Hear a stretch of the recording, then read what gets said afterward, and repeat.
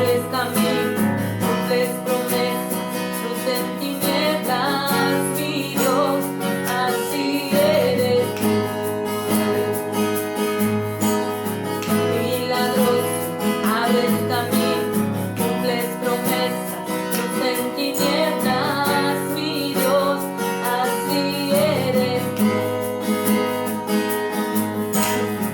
Aunque no pueda ver, estás sobrando, aunque no pueda ver, estás sobrando, siempre estás sobrando, siempre estás sobrando, aunque no pueda ver, estás sobrando, aunque no pueda ver, estás sobrando, siempre estás sobrando, siempre estás sobrando.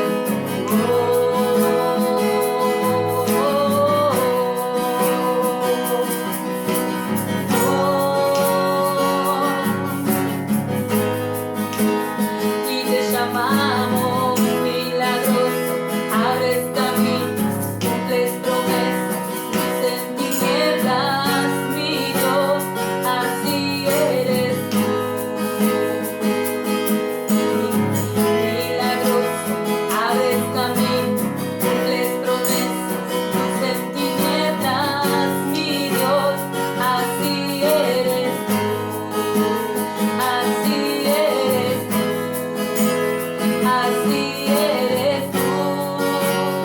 Así eres tú, así eres tú, así eres tú, así eres tú.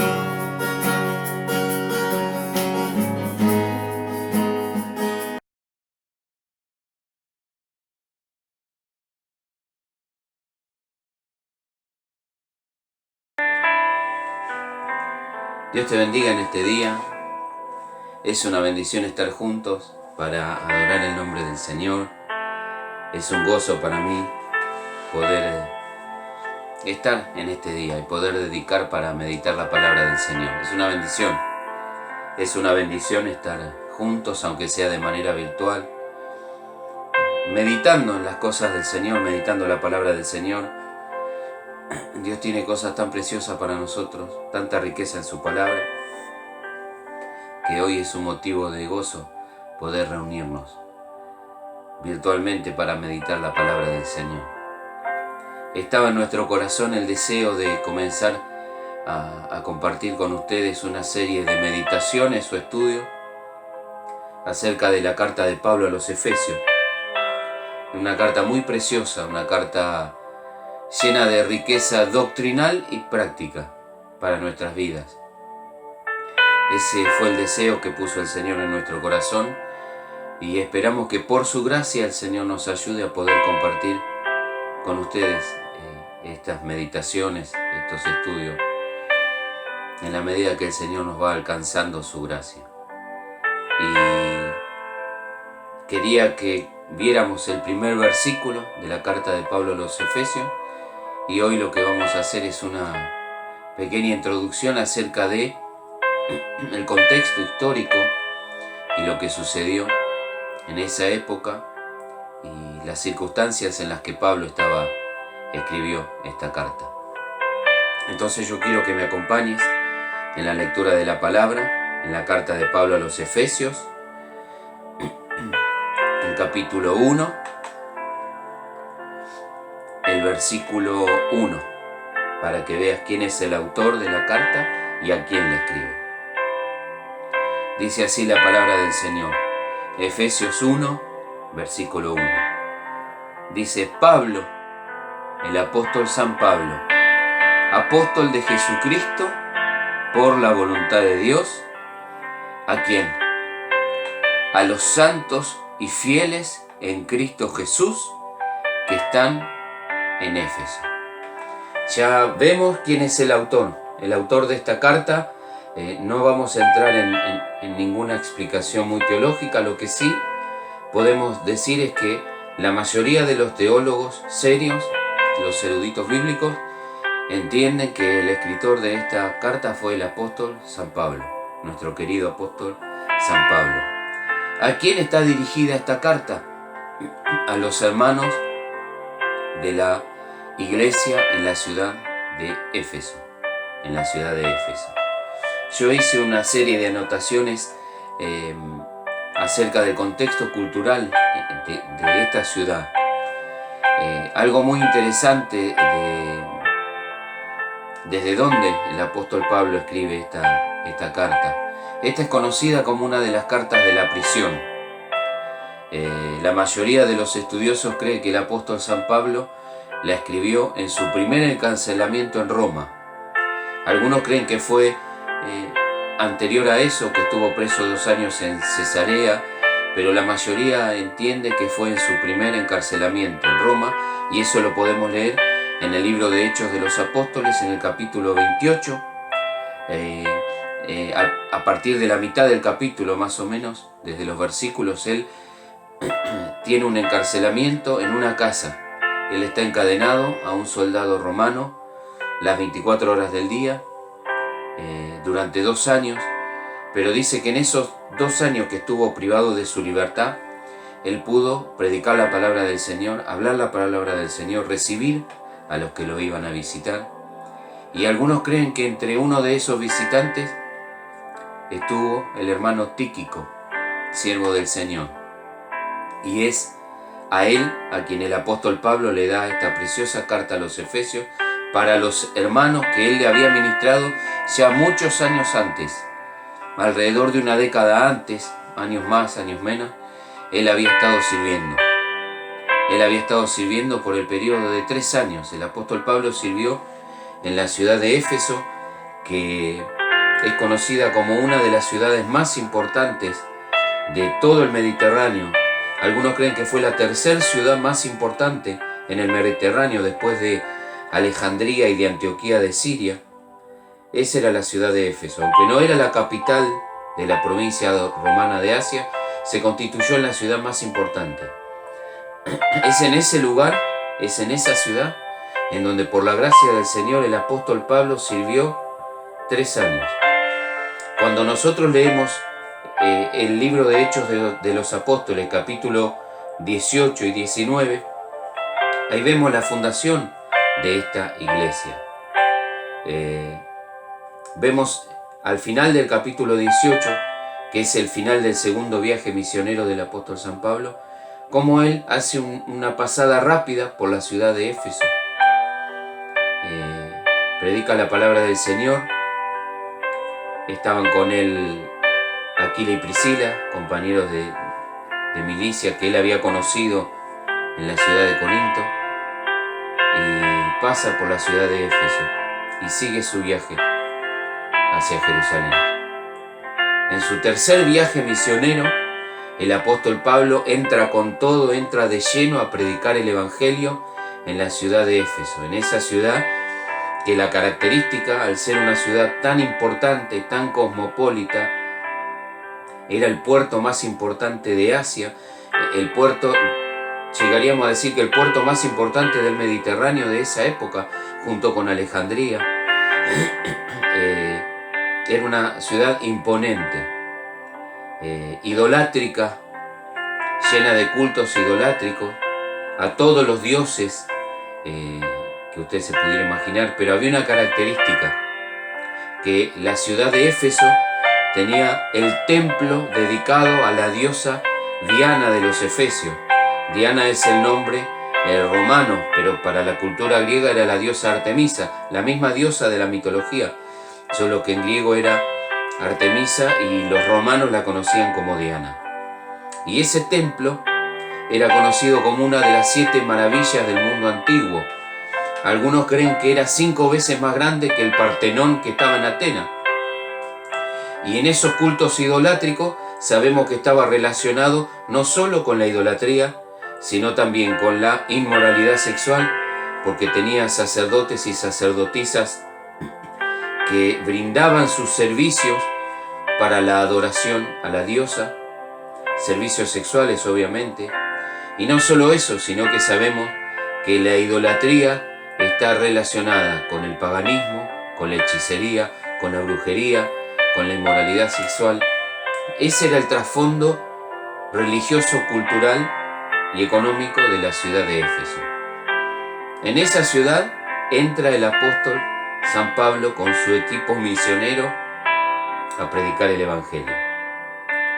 Y fue extraordinaria la obra del Señor que hizo en ese lugar.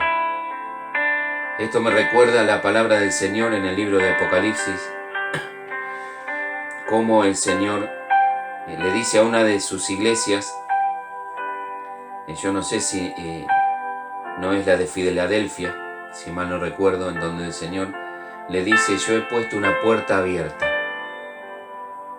Y el Señor dice que Él es el que abre y ninguno cierra, y cierra y ninguno abre. Esto me recuerda a las palabras del apóstol San Pablo cuando él le pide en oración a los hermanos, le dice, oren por nosotros, para que el Señor nos abra puerta para la predicación del Evangelio. Y el apóstol Pablo entra, como es su costumbre, iba primero siempre a los judíos, va a una sinagoga, predica el Evangelio, como siempre tiene que salir de la sinagoga, y en este caso dice que él alquila una escuela de uno llamado Tirano. Indudablemente la mayoría cree que fue un gimnasio o relacionado con el atletismo, con la gimnasia, quizá con el boxeo, con alguna de esas disciplinas físicas, ¿no? Y ahí alquila el apóstol Pablo y comienza a predicar la palabra del Señor.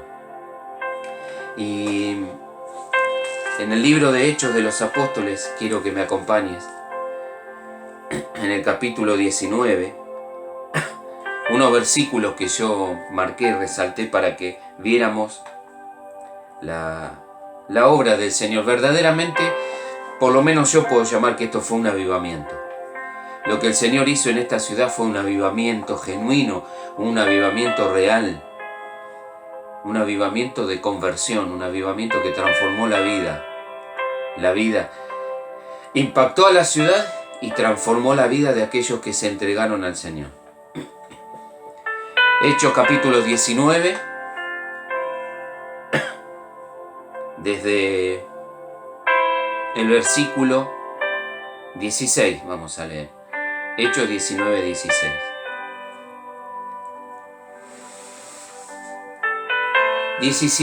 Hechos 19, 17. Y esto fue notorio a todos los que habitaban en Éfeso. Había sucedido un milagro por medio del apóstol Pablo a través de la liberación de endemoniados. Y no solo eso, sino que Dios había hecho obras extraordinarias por medio del apóstol San Pablo. Y esto fue notorio a todos los que habitaban en Éfeso, así judíos como griegos, y tuvieron temor todos ellos. Y era magnificado el nombre del Señor Jesús. Yo quiero que usted preste atención y que vea las características de un avivamiento, de un verdadero avivamiento. Lo primero que sucede es que el nombre de nuestro Señor Jesucristo es glorificado por medio de la predicación del Evangelio. El nombre del Señor es glorificado. El versículo 18. Y muchos de los que habían creído habían hecho una profesión de fe, pero no había quedado solo en una profesión de fe, sino que había habido un verdadero arrepentimiento. Esa es la segunda característica, que cuando hay un avivamiento genuino del Espíritu Santo y verdadera conversión, lo que sucede es que las personas se arrepienten, se vuelven de sus malos caminos, confiesan delante de Dios sus pecados y se vuelven a Dios en arrepentimiento y fe por medio de la fe en Jesucristo. Y muchos de los que habían creído venían confesando y dando cuenta de sus hechos, aunque no era necesario hacerlo, pero eso es lo que lleva el arrepentimiento genuino. Un verdadero avivamiento trae confesión de nuestros pecados delante del Señor. Y eso sucedió por medio de la predicación del Evangelio, a través de la herramienta que Dios quiso utilizar en ese momento, que fue el apóstol San Pablo.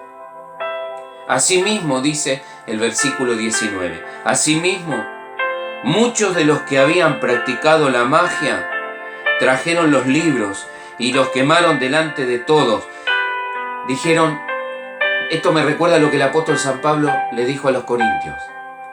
Si alguno está en Cristo, nueva criatura es. Las cosas viejas pasaron, he aquí Dios hace todo nuevo.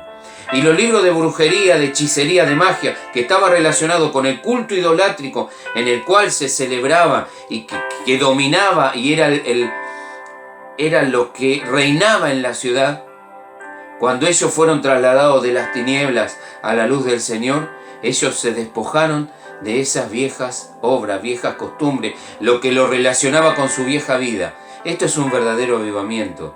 Esto es una verdadera conversión, verdadero arrepentimiento. Asimismo, muchos de los que habían practicado la magia trajeron los libros y los quemaron delante de todos.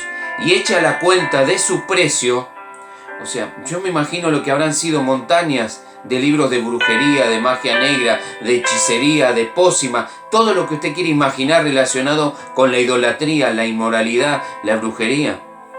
Y hecha la cuenta, hallaron que era de 50.000 piezas de plata. Algo, una cifra, yo hice la cuenta, alrededor de 50.000 días de trabajo, 50.000 denarios, era algo incalculable.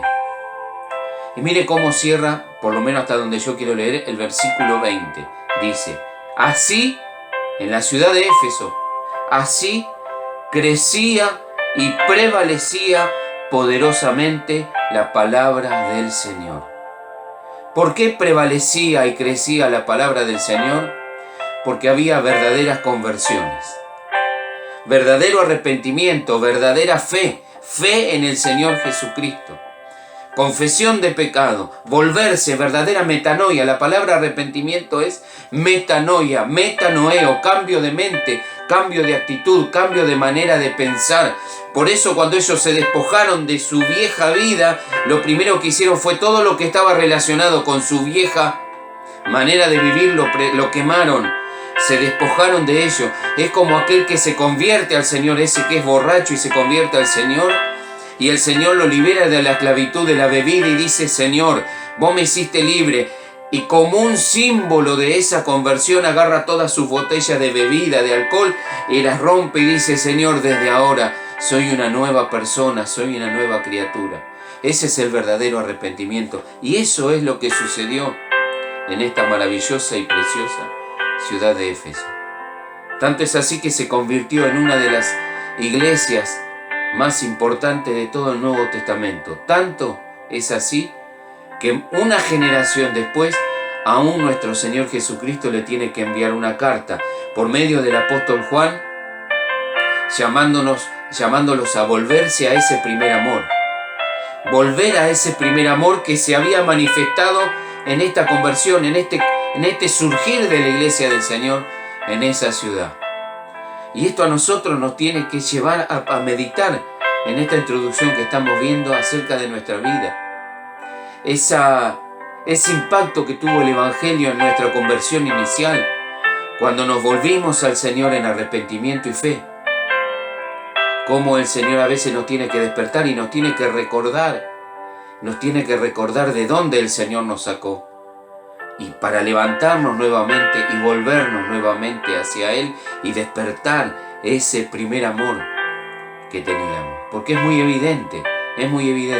Una década más o menos, después o menos, el apóstol San Pablo le escribe a esta preciosa iglesia, le escribe la carta a los Efesios.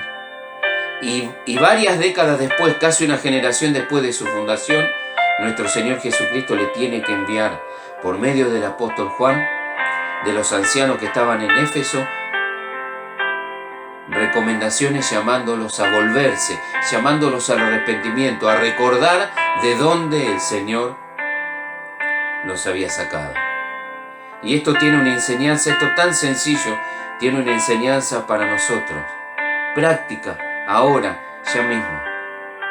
Recordar de dónde el Señor nos sacó, cuál fue la evidencia de nuestra conversión, el testimonio de nuestra conversión, cómo el Señor nos rescató de nuestra vieja y vana manera de vivir, dándonos nueva vida, levantando nuestra cabeza, poniendo nuestros pies, como dice el Salmo, sobre una peña segura, una roca segura. Pacientemente esperé a Jehová, decía el salmista, y me sacó del pozo de la desesperación, del lodo cenagoso, puso mis pies sobre peña y enderezó mi caminar. Eso fue lo que vivieron nuestros hermanos de Éfeso y fue lo que vivimos nosotros. Y el Señor nos llama a examinarnos y vernos nuevamente cuál es nuestra condición delante de Él. Quizás hemos olvidado de dónde el Señor nos sacó y nuestra conversión inicial. Porque el anhelo del Señor es que crezcamos día a día en ese conocimiento del Señor. Que pueda ser, como dice la palabra del Señor, que la vida del justo es como la luz de la aurora, que va en aumento, creciendo cada día más. Que a pesar que los años pasen en nuestra vida y nuestro hombre exterior, a medida que nos envejecemos, se va desgastando. Sin embargo, como dice el apóstol Pablo, nuestro hombre interior se vaya renovando de día en día. Y esto es lo que estaba sucediendo así comenzó la iglesia de Éfeso. Ahora es maravilloso que cuando el apóstol Pablo, es precioso, le escribe esta carta, esta es una carta que es conocida como la corona de las cartas del apóstol San Pablo. Es la carta, algunos creen, la carta más sublime del apóstol San Pablo. Como tenemos la carta a los romanos, que es la carta en donde expresa el evangelio de nuestro Señor Jesucristo, habla de la justicia de Dios, del evangelio de Jesús. Algunos le llaman que la carta a los romanos es la columna vertebral del cristianismo, donde están todas las doctrinas del cristianismo. La carta a los Efesios es la reina de las epístolas del apóstol San Pablo. ¿Por qué? Porque el tema principal de esta carta es la iglesia del Señor.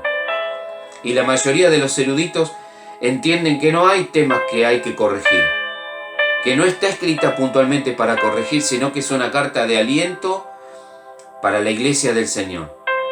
Y donde el apóstol Pablo, en esos 6 capítulos de la carta, habla del tema del misterio que estaba escondido desde los siglos en la mente de Dios y que fue revelado en el Nuevo Testamento. ¿Y cuál es el tema de la carta? El misterio de Cristo, la iglesia del Señor, la iglesia como el cuerpo de nuestro Señor Jesucristo, el cuerpo místico del Señor. Es la iglesia de la unidad, porque en la carta a los Efesios, como vamos a ver más adelante, hay un tema central que es la unidad de la iglesia. Un Señor, una fe, un bautismo, un cuerpo, un solo Señor. Esa es la iglesia del Señor. Muy interesante relacionado con esto. Para nuestro concepto de lo que es el cristianismo, nosotros vemos distintas congregaciones y le llamamos distintas iglesias. A nosotros que nos toca estar acá en Argentina, en Buenos Aires, en esta localidad propiamente de Montegrande, hay muchas iglesias. Nosotros decimos sí, la iglesia de allá, la iglesia de acá, la Asamblea de Dios a la cual pertenecemos nosotros, otra iglesia, distintas iglesias. Pero el concepto principal de la carta a los Efesios es que hay una sola iglesia y que se manifiesta en distintas congregaciones locales. Y es muy interesante que indudablemente en la ciudad de Éfeso hubo distintas congregaciones locales, una congregación por acá, una congregación por allá, en distintos lugares, pero Dios consideraba a su iglesia como una sola y le escribe a los santos y fieles en Cristo Jesús que están en la ciudad de Éfeso.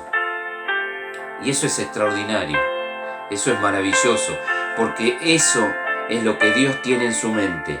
La iglesia de nuestro Señor Jesucristo es una. El cuerpo místico del Señor es uno solo y se desparrama en todo el mundo en distintas congregaciones locales. Pero ese es el tema de esta carta preciosa, la iglesia de nuestro Señor Jesucristo. Y vamos a ver que en los primeros tres capítulos el apóstol Pablo, como siempre, es pura doctrina, enseñanza, enseña cosas preciosas, profundas, maravillosas. Y en los últimos 3 capítulos dice, como ustedes saben y son estos y tienen estos privilegios, estas bendiciones, ahora en estos últimos 3 capítulos lo que va a hacer enseñar, deben vivir de acuerdo a lo que son. Y son los capítulos prácticos. 3 capítulos doctrinales y 3 capítulos prácticos. Y algo que no quiero dejar pasar es que en la carta a Colosenses, al final de Colosenses, porque estaban en la misma zona, el apóstol San Pablo, esa carta fue llevada por Epafras, un colaborador del apóstol Pablo.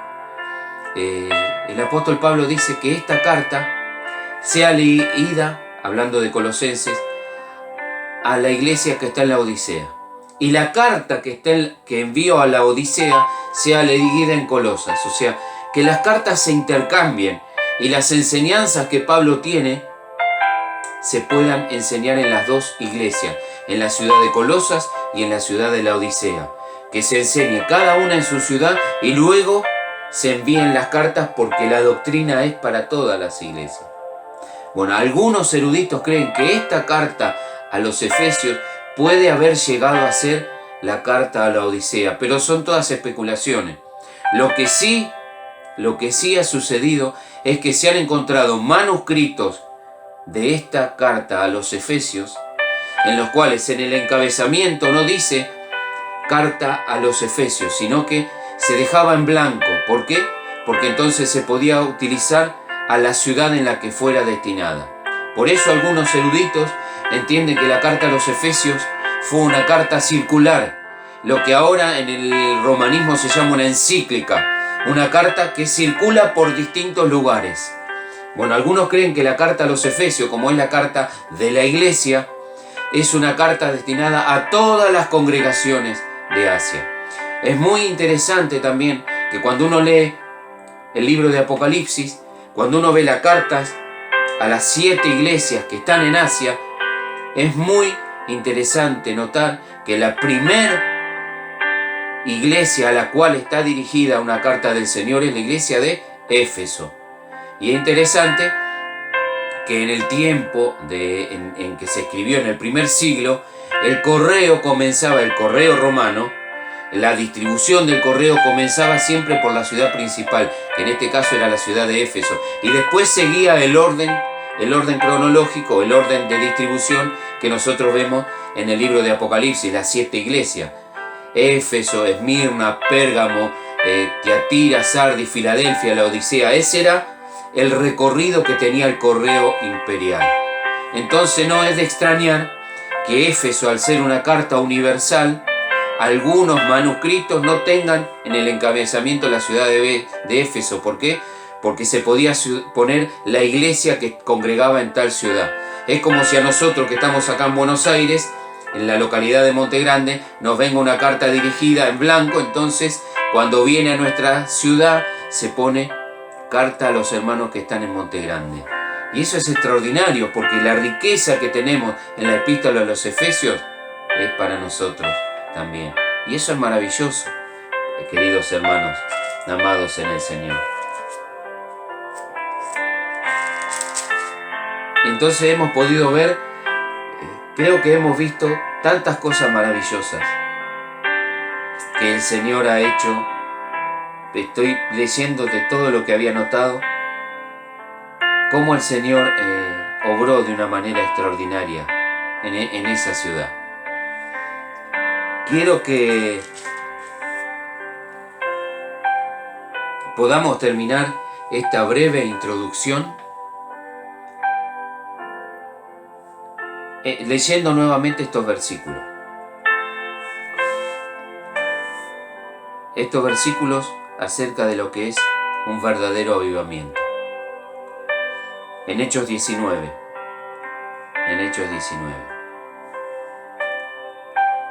El versículo 20. Hechos 19, 20. Y que en base a este versículo podamos orar al Señor en este día.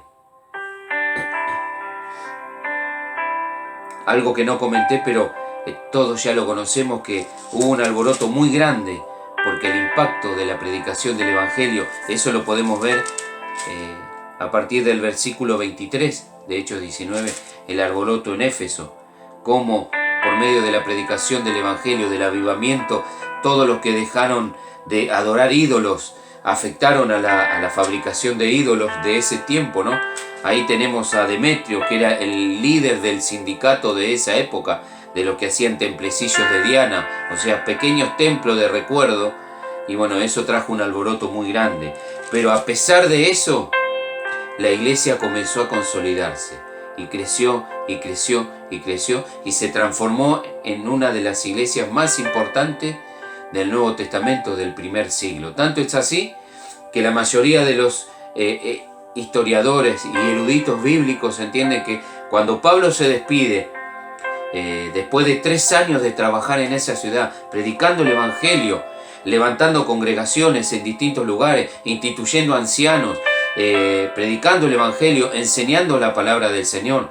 Porque nosotros hacemos mucho hincapié en los milagros, pero la característica de eso, Pablo no estuvo 3 años haciendo milagros. Los milagros que sucedieron fue para consolidar la predicación del Evangelio, para que hubiera la explosión inicial. Pero después, ¿cuál fue la característica del apóstol Pablo? Él decía que él había sido constituido predicador, apóstol y maestro de los gentiles. Entonces sabemos que en estos 3 años el apóstol Pablo desarrolló un ministerio de predicación del Evangelio y de enseñanza de la doctrina. ¿Por qué lo sabemos? Porque cuando él se despide en la playa de Mileto de los ancianos de Éfeso, que él los manda a llamar, en donde él le dice: ustedes ya no van, esta es la última vez que nos vamos a ver, no van a ver más mi rostro. El apóstol Pablo le dice a los ancianos que él había constituido en cada congregación local, él les dice: ustedes saben, yo estoy limpio de la sangre de todos vosotros. ¿Por qué? No soy responsable, le está diciendo, de su vida, porque yo no he rehuido a anunciaros todo el consejo de Dios. ¿Qué era lo que había hecho Pablo? Le había enseñado las santas escrituras. Obviamente el Nuevo Testamento recién se estaba comenzando a escribir, pero el Antiguo Testamento, indudablemente Pablo lo enseñó. Él enseñó todas las doctrinas habidas y por haber en la palabra del Señor. Y Pablo, cuando se despide de esos ancianos en la playa en Mileto, le dice: yo sé que ninguno de vosotros verá más mi rostro, pero yo no soy responsable de ustedes, porque yo les enseñé durante estos 3 años todo el consejo de Dios, toda la palabra de Dios. Entonces la característica del ministerio de Pablo fue la enseñanza de la palabra de Dios en el poder del Espíritu Santo. Y eso es extraordinario. Es extraordinario. Porque eso es lo que tenemos que hacer nosotros. Enseñar la palabra. Pablo, algunos creen que Timoteo fue el que quedó, cuando Pablo se fue, quedó como pastor de las congregaciones en Éfeso, pastor principal o líder de las distintas congregaciones de la iglesia en Éfeso. Algunos creen que Timoteo murió apedreado por oponerse a un festival pagano que organizaron en la ciudad.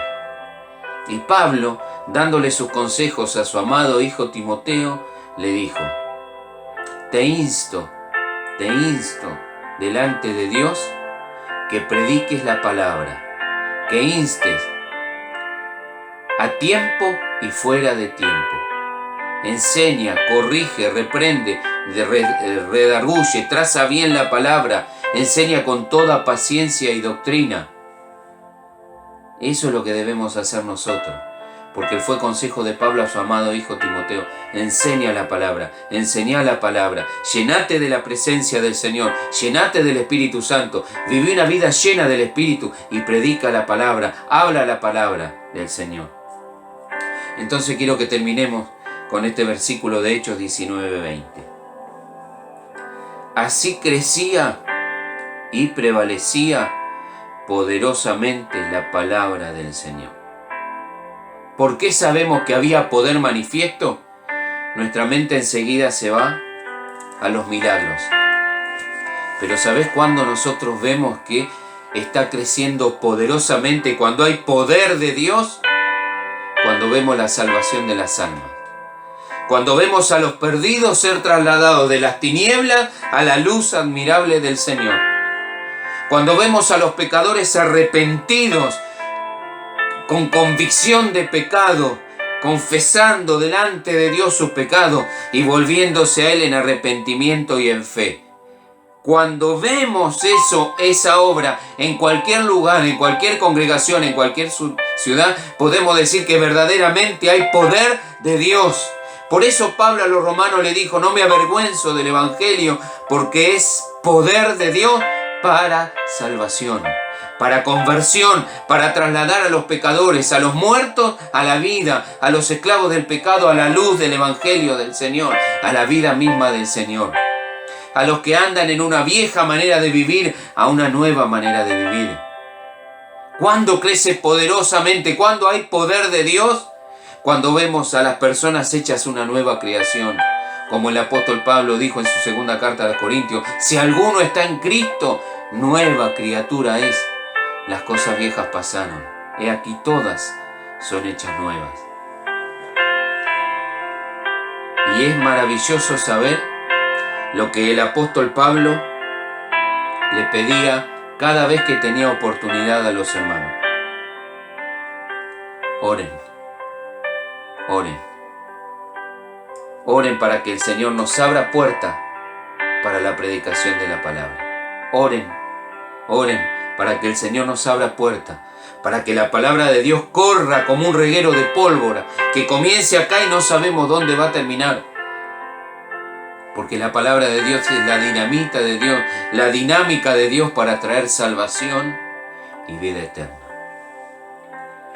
Ahora quiero que podamos tener ese concepto de lo que es la iglesia, que somos uno, manifestado en distintas congregaciones locales, aunque no sean de nuestra denominación, pero si hay una iglesia en donde nuestro Señor Jesucristo, una congregación en donde el Señor Jesucristo es la cabeza, en donde se predica el Evangelio, en donde las personas ponen su fe en arrepentimiento, en la obra expiatoria de nuestro Señor Jesucristo, en esa congregación forma parte de la Iglesia Universal del Señor, aunque no sea de nuestra denominación. Y también el tener el concepto de orar y de pedirle al Señor, Señor, abrí puerta para la predicación de la palabra. Entonces yo quiero animarte en este día que estamos viendo esta breve introducción a que oremos. Quiero que me acompañes en oración.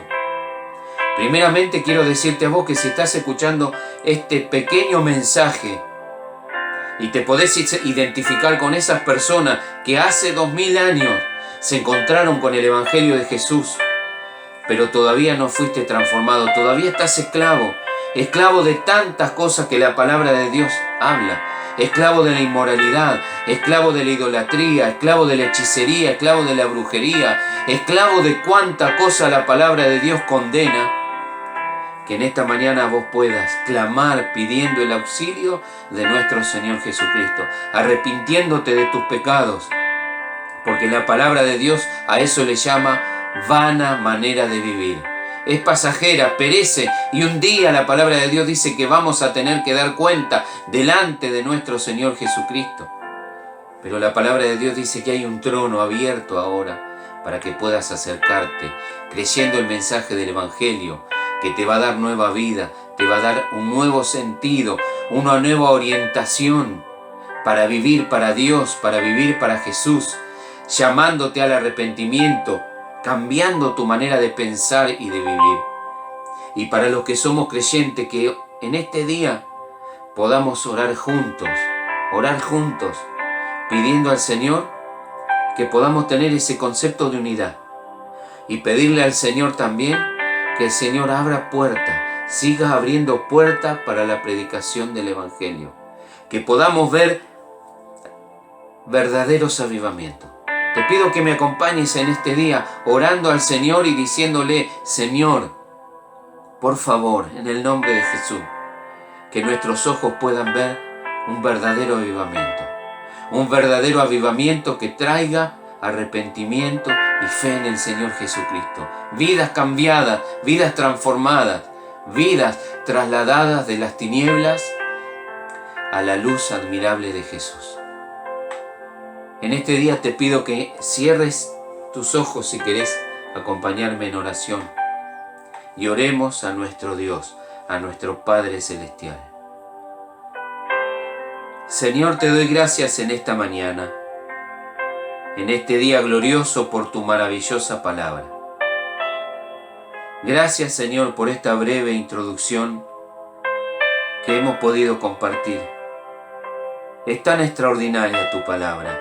Vemos tanta riqueza en tu palabra. Vemos cómo cuando vos decidís obrar y abrís puertas para la predicación del Evangelio, no hay oposición que se levante contra tu iglesia, porque fue lo que vos le dijiste a tus apóstoles. Por allá por el Evangelio de Mateo en el capítulo 16, yo edificaré mi iglesia y las puertas del Hades no prevalecerán contra ella. Vos sos el edificador de tu iglesia y nos concediste a nosotros, Señor, el privilegio de formar parte, de colaborar en esa edificación. Padre Santo, en esta mañana te pedimos, en el nombre de Jesús, que traigas convicción de pecado y salvación. Por medio de esta breve y humilde predicación, que vos puedas traer salvación, vida eterna, que aquellos que no son creyentes, aquellos que están lejos de ti, puedan ver su condición, alejados de tu presencia, alejados de ti, Señor, y se vuelvan en arrepentimiento y fe, creyendo la obra de nuestro Señor Jesucristo. Padre, en este día te pedimos también por todos nuestros hermanos que están predicando el Evangelio en distintos lugares, en distintas congregaciones, en América, Señor, en Europa, en África, en Asia, en Oceanía, en cada lugar en donde haya un siervo tuyo, siervos del Señor, hombres, mujeres que predican el Evangelio, que puedan encontrar una puerta abierta, que haya salvación, vida eterna, que los muertos espirituales sean resucitados, que los esclavos del pecado sean liberados, que los ciegos espirituales reciban la vista espiritual. Padre, en el nombre de Jesús te pedimos que abras puerta en estos tiempos difíciles, en estos tiempos postreros. Abrinos puerta para la predicación del Evangelio. Aquellos siervos tuyos que están predicando el verdadero Evangelio, que sean fortalecidos, que sean consolados, que sean llenos sus corazones de tu Espíritu Santo y reciban nuevo ánimo para seguir predicando el Evangelio de las inescrutables riquezas de nuestro Señor Jesucristo. Padre del cielo, reprende toda oposición que se levanta contra la predicación del Evangelio. Padre Santo, reprende toda oposición que se levanta en contra de la predicación del avance de la iglesia del Señor. Padre maravilloso, abrí puertas, Señor. Abrinos puertas para que sigamos trayendo la luz, resplandeciendo como luminares en medio de una generación perversa, maligna, que es enemiga tuya y que se opone. Pero aquellos que somos tus hijos, que podamos seguir predicando con denuedo la palabra del Señor. Ayúdanos a no avergonzarnos del Evangelio, de tu mensaje, de tu palabra, porque es el único poder que resucita a los muertos espirituales. Es el único mensaje que trae vida en medio de la muerte, que trae luz en medio de la oscuridad. Padre Santo, te lo pedimos en el glorioso nombre de nuestro Señor Jesucristo. Y solamente a ti, Señor, te daremos la gloria, la honra y la alabanza por todos los siglos, en el nombre de Jesús. Amén y amén. Que Dios te bendiga maravillosamente en este día y reciba la fortaleza del Señor hacia tu vida. Que Dios te bendiga.